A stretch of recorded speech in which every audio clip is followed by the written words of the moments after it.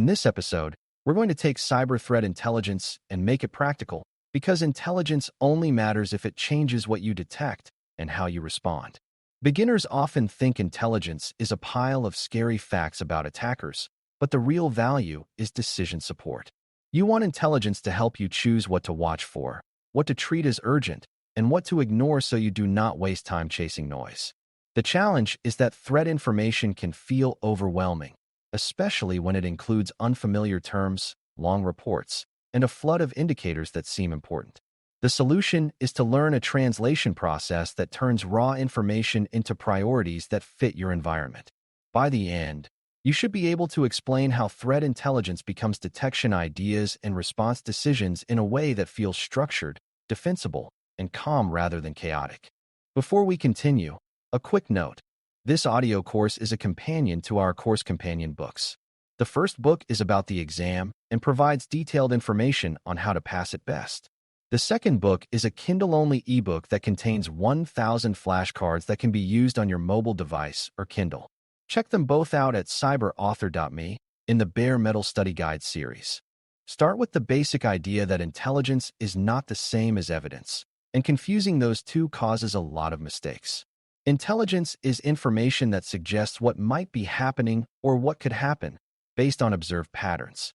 Evidence is information that supports what is actually happening in your environment right now.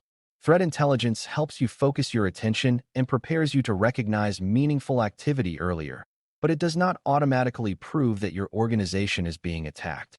That distinction matters because it shapes response, since overreacting to intelligence can waste resources and disrupt normal operations, while ignoring it can leave you unprepared. A strong security operations mindset uses intelligence to form hypotheses, then uses data and investigation to confirm or reject those hypotheses. That is the translation bridge between outside information and internal action. A practical translation process begins by asking a simple question: is this intelligence relevant to us? Relevance is not about whether the threat is dramatic. It is about whether the attacker goals, methods, and targets match your organization's reality. If intelligence describes attacks against industries you are not in, technologies you do not use, or regions you do not operate in, it may be interesting but not urgent.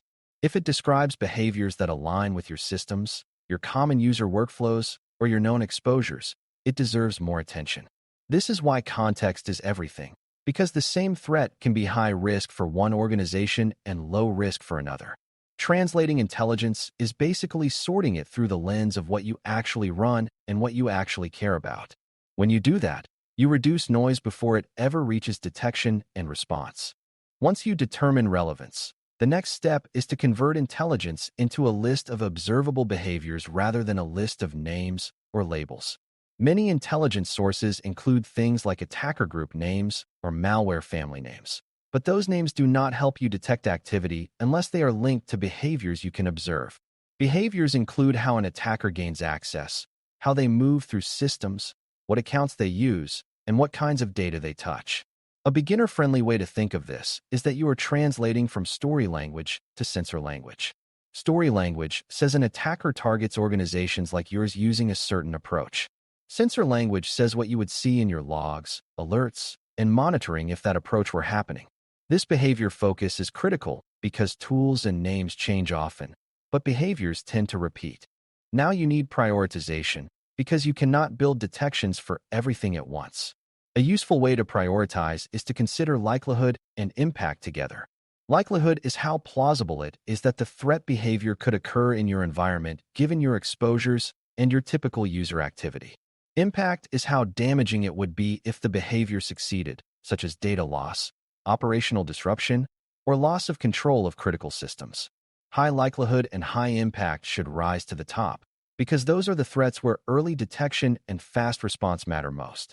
Low likelihood and low impact can often be monitored later or handled with simple controls. This approach is not perfect, but it is defensible, meaning you can explain why you focused on certain detections first. On an exam, that defensible prioritization is often the difference between a correct and an incorrect decision. After you prioritize, you design detections that match what you can observe, and here beginners must avoid a common trap. building detections that are too specific to a single indicator.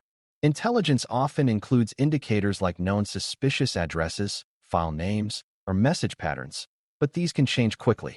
Detections that are purely indicator-based can be useful for short-term defense, but they are fragile because attackers can adjust.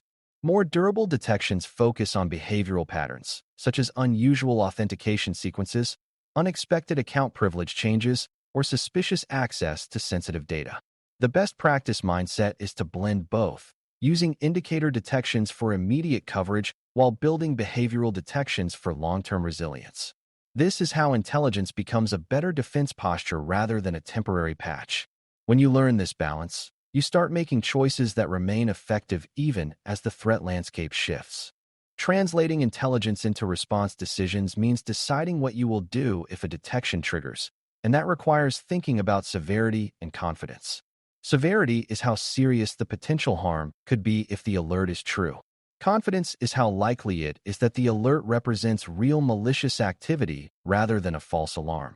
Many response mistakes happen when teams treat every alert as equally urgent or treat low-confidence alerts as if they are confirmed incidents. A more mature approach is to design response actions that scale, such as beginning with validation steps for low-confidence signals and moving toward containment steps only when evidence supports the threat.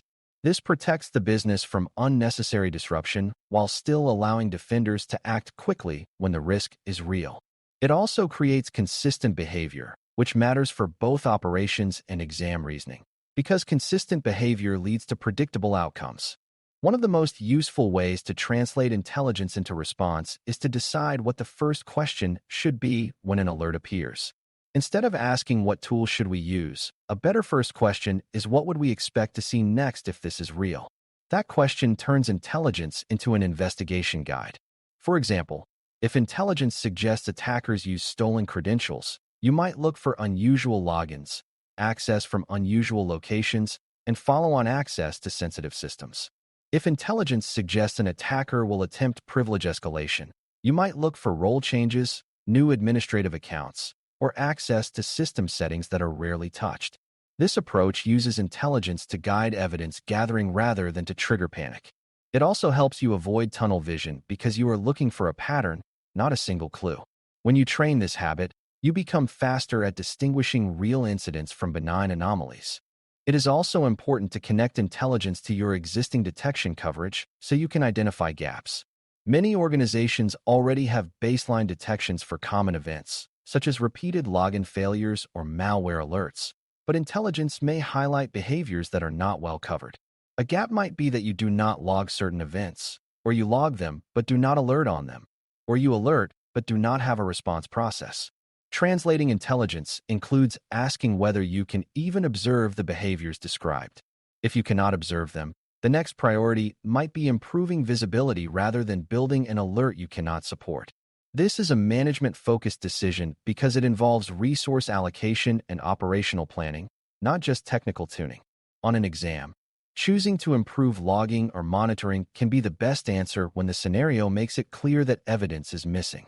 A common misconception is that more intelligence automatically means better security, but too much unfiltered intelligence can actually reduce effectiveness.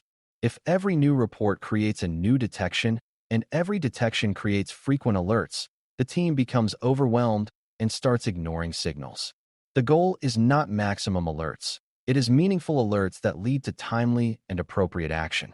That is why prioritization and translation are essential, because they prevent alert fatigue and protect attention for what truly matters.